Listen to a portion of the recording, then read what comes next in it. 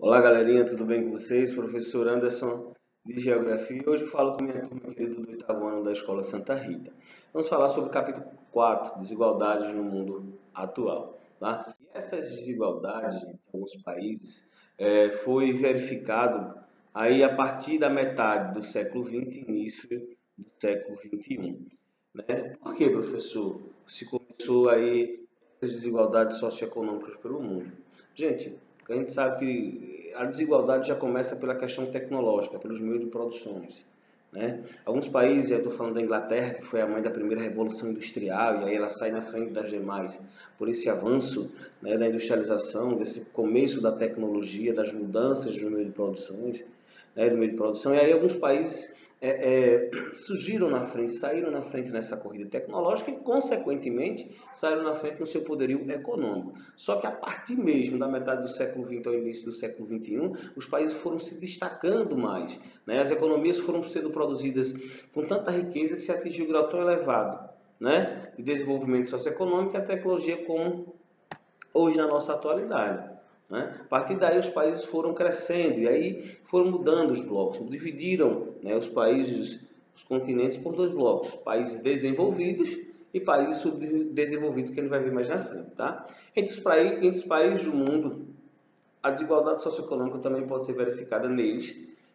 De que forma? A gente observa que uma pequena parte, uma pequena mesmo parte da sociedade tem acesso, tendem a maior riqueza, né? E a grande maioria está aí na linha de pobreza ou de extrema miséria. Né? Estima-se hoje que nós temos 7 bilhões de habitantes. Então aí há uma desigualdade socioeconômica absurda. Ela é mais refletida, ela é mais aparente em alguns países. O que é aparente, professor? Ela é mais visível em alguns países, como o continente africano, que 44% da sociedade, da população africana, vive em extrema miséria, né? Como se você juntasse aí a Ásia, boa parte da Ásia, e da Europa só tem 2% da população vivendo na extrema miséria, pobreza na extrema miséria. Já o continente africano tem 44%. E aí, professor, só tem desigualdade socioeconômica nesses países? Não. O nosso país, Brasil, tem essa desigualdade socioeconômica, isso infelizmente, isso é uma realidade. No nosso estado, Alagoas também tem, no nosso município de Almeida Gouveia também temos. E aí, como é que a gente observa isso, professor? A gente observa sempre observa pelas questões de infraestrutura, o acesso à saúde, né? Os sistemas de saúde, o acesso à educação, à segurança, perspectiva de vida. E aí a gente vai ver mais na frente, mais a fundo esses assuntos, mas a desigualdade surge a partir desse contexto. Tá? De países foram se destacando aí entre o século XX e o século XXI, a sua economia, a sua tecnologia, o seu processo de industrialização, e aí tivemos uma desigualdade social que vem desse período e está mais forte na nossa atualidade. Pesquisas da ONU, tá? Que algumas pessoas até 2013 viviam aí em torno de 767 milhões de pessoas, viviam em torno de $1,90. Isso em real está em torno de R$ 6,50 por dia. Então aí dá em torno de $30, né, de quase $60 por dia.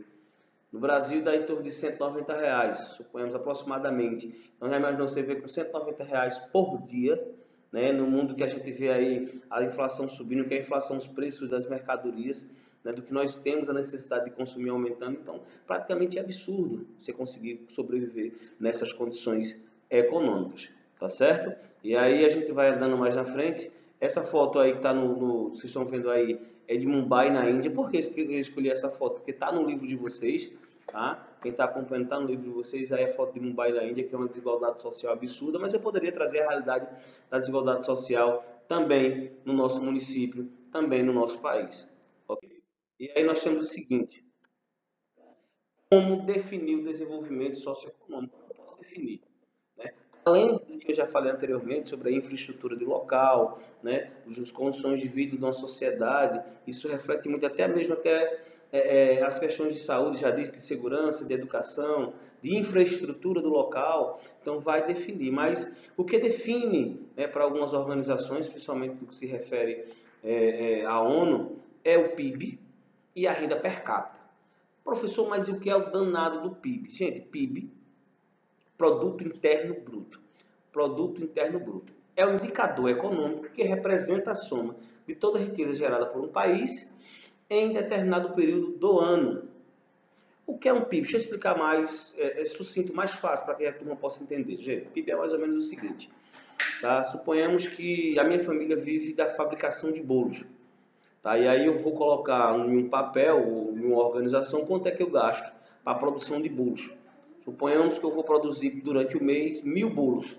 Só que eu tenho que colocar todos os ingredientes, farinha de trigo, açúcar, ovos, manteiga, o gás que vai ser utilizado, a água que vai ser utilizada para que eu possa limpar todas as panelas, tudo que eu utilizei para a fabricação do bolo, enfim, a minha mão de obra, meu tempo de serviço, então, tudo isso é colocado em conta.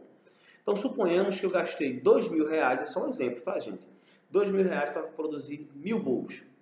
E nesta venda desses 1000 bolos, eu consegui vender esses 1000 bolos por R$3.500. Então, R$3.500 que eu vendi, menos R$2.000 que eu gastei para a produção dos bolos, eu tenho o quê? R$1.500 de lucro. Então, essa lucratividade, esse lucro de R$1.500, você está dizendo o quê? Que minha produção foi uma produção produtiva, que meu PIB é um PIB produtivo. Tá? Então, esse PIB produtivo me diz que minha casa, tá? Eu estou produzindo bolo, está tendo um PIB produtivo. Isso se reflete também no país. O PIB do país, do Brasil, por exemplo, estou dando um exemplo, claro, está um PIB produtivo. Né? A região Nordeste, o estado de Alagoas, enfim, a cidade de Almiro Gouveia, então tudo isso também é calculado pela questão do seu PIB. Ok? Acho que deu para entender. Tá? E o que é a renda per capita? A renda per capita anual é obtida dividindo-se o valor do PIB de um determinado ano pelo número de habitantes de um país. Por exemplo, volto de novo ao exemplo que eu dei da fabricação de bolos. Então, como eu arrecadei R$1.500 de lucro, e na minha casa eu tenho 3 habitantes, tenho 3 pessoas. Então, eu pego esses R$1.500 e divido por essas 3 pessoas que vivem na minha casa. Então, eu daria aí que a renda per capita da minha residência é R$500 por pessoa. Bacana isso. Se fosse essa divisão, fosse a divisão homogênea. O que é homogênea, professor? Se fosse uma divisão igual, igualitária para todo mundo. Não é. A divisão no PIB no mundo ela é uma divisão de forma irregular. Desigual. Olha o nome do assunto, desigualdade. Então, o PIB também é essa desigualdade. Por isso que o PIB ele fracassa na questão do desenvolvimento. Por quê, professor? Porque, na realidade, gente, nós temos o desenvolvimento econômico, mas também tem a questão do desenvolvimento social, que a gente vai ver mais à frente. O PIB fracassa porque esse investimento, esse PIB, essa lucratividade do PIB, ela vai fazer com que esse investimento não seja para a população, não seja para as questões sociais. E, além de que ele é dividido de forma desigual. Então, a gente vai ter aí as divisões mesmo de classes econômicas ou divisões de classes sociais. Ok? E quando o PIB é negativo? Quando eu volto à questão do exemplo do bolo. Quando eu gastei R$2.000, tá? Na fabricação dos 1000 bolos, e aí na hora que eu fui vender, eu só vendi por 1.900. Eu tive aí R$100 a menos do que eu gastei para produzir. Isso dá que eu tive um PIB negativo, consequentemente a minha fabricação vai estar em crise. A mesma coisa acontece com o país. O PIB é negativo quando a arrecadação dá abaixo do que ele gastou para ser produzido, e aí eu estou falando de produções, é a questão de impostos. No mapa do lado nós temos a questão aí do PIB, né, da renda per capita aí do PIB de 2019, e nós temos aí o Brasil, vou marcar aqui para vocês, o Brasil ele está aqui, ó, essa setinha aqui, e aqui ele está, ó, nessa colocação aqui dessa produção, ó, em torno de entre 5 e 10 bilhões de dólares anual, anualmente. Mas essa divisão tem que ser o que, gente? Dividida por número de habitantes de um país. A gente precisa da renda per capita. Lembrando que a renda per capita, o PIB ele não é dividido de forma igual, de forma desigual, ok? Agora, mais na frente, a gente vai falar sobre desenvolvimento econômico e desenvolvimento social. Assim, professor, gente, nem sempre um país que ele é economicamente, ou seja, desenvolvido, ele é um país desenvolvido socialmente. Por quê, professor? O exemplo disso é a China, que hoje é a segunda maior potência econômica do planeta, porém ela não é um país considerado desenvolvido socialmente. Por quê, professor? Lembre-se disso que eu falei anteriormente. Porque a riqueza produzida na China, ela não é voltada para a sociedade, né? Para as questões sociais. Então há uma divisão, né, desigual do PIB, fazendo com que esse país seja um país ainda considerado subdesenvolvido. Ele é economicamente desenvolvido economicamente, mas ele não é desenvolvido socialmente. E quais são os três fatores, os principais fatores que a gente possa entender esse cálculo também feito, essa ideologia de pesquisa feita pela ONU, que é a ONU, Organização das Nações Unidas. E aí nós temos perspectiva de vida, que é isso. Indica o número estimado de anos que o indivíduo de uma população possivelmente viverá a partir do seu nascimento. Então, eles vão fazer essa pesquisa.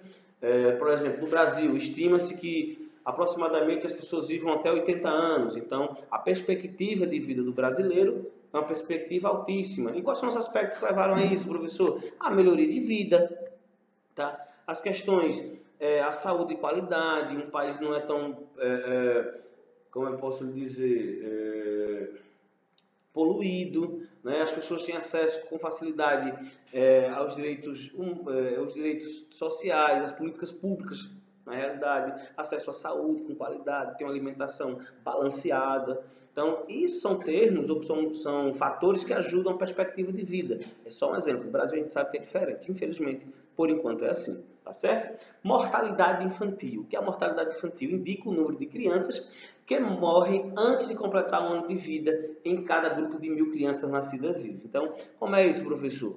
Eles pegam um grupo de 1000 crianças e fazem essa busca. Nasceram 1000 crianças. Então, dentre essas 1000 crianças, quantas crianças chegaram até um ano de vida? As crianças que morreram antes de um ano de vida, eles vão entrar na taxa de mortalidade infantil, que também está atrelada às questões de saúde de um país. Índice de analfabetismo, o que é isso? Indica o número de pessoas acima de 15 anos que não sabem ler e escrever entre a população total de determinado país ou região. Isso é importante também, gente, para que um país ele se torne desenvolvido. A palavra desenvolvido, lembre-se disso, ele está associado o desenvolvimento econômico e o desenvolvimento social. Eles têm que estar aí empareados, ou quase que isso. Tem que estar um acompanhando o outro. Se o desenvolvimento econômico está lá em cima e o desenvolvimento social está embaixo, nós temos aí uma desigualdade social muito grande e aí nós consideramos o país ainda subdesenvolvido, porque não atingiu esse índice necessário. Ok? E, juntamente com isso, nós temos algo que chamamos de IDH. 3 letrinhas importantes. IDH. Como é calculado? IDH nada mais é do que o Índice de Desenvolvimento Humano. Foi elaborado por quem? Pela ONU, que é a ONU, a Organização das Nações Unidas, com o objetivo de medir por meio de um valor que pode variar de 0,0 a 1,0 o grau de desenvolvimento de um país. E aí o que a gente viu agora há poucos instantes. Vai ser calculado esse IDH através daqueles aspectos, mortalidade infantil, analfabetismo. Eu vou olhar também a questão da perspectiva de vida, acesso à saúde, enfim, acesso às políticas públicas. Já falei políticas públicas várias vezes. E o que é políticas públicas, professor? É aquilo que nós, seres humanos, né, dentro da legislação brasileira, também tem isso, e da legislação internacional, é que nós temos direito. Nós temos que ter direito a ter acesso à saúde, à educação, à infraestrutura de qualidade, enfim, a um saneamento básico, não tem mais ter tudo uma coisinha bonitinha, como a gente sempre sonha, como é direito nosso ter. Tá? Então isso é medido e através disso eles elevam o grau do IDH. Tá bom? E o IDH é interessante porque ele explica a questão do processo migratório. Os países que têm o IDH mais alto são países desenvolvidos. Eles vão estar aí atraindo as pessoas dos países subdesenvolvidos, ou popularmente falando, dos países pobres para os países ricos. Então, são 3 letrinhas que é de extrema importância a gente entender o que é DH. Nesse mapa aí do DH, nós temos aí as cores azuis, né? Azuis mais escuros são os índices muito altos. Brasil está em índice alto, médio, baixo e indisponível. tá? O primeiro país do ranking é a Noruega, e nós brasileiros, para então repetir tanto, né, não ser cansativo no vídeo, o nosso país está na colocação 79. Estamos na posição 79 do ranking de IDH, mas ainda muito longe de sermos um país desenvolvido. Espero que vocês tenham gostado, tá? Reitero sempre, hashtag. Quem puder, fique em casa. Um abraço, um beijo no coração de vocês e até a próxima aula, se Deus quiser. Fiquem ligados, tá bom?